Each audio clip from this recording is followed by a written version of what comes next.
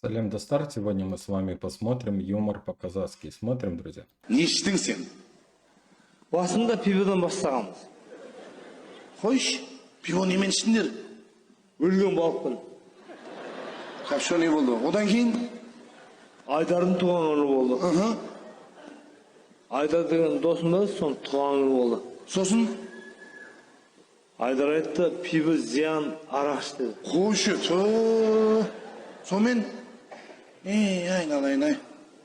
Сонымен мен аренда қалдым. Дұрыс қой, аренда қалдың.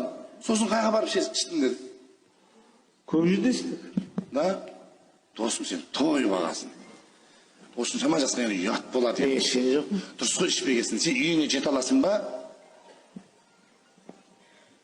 Мен не үшін ұстабасыз мен? Қандай баппен ұстабасыз? 608 статьямен ұстап тұрмын Мен сені. 78-дің 600 емеспін мен. Мен жылым 78. Мен сен жылын сұратқан жоқпын. Бап 608-ші бап ішіп алғандарды ұстайды.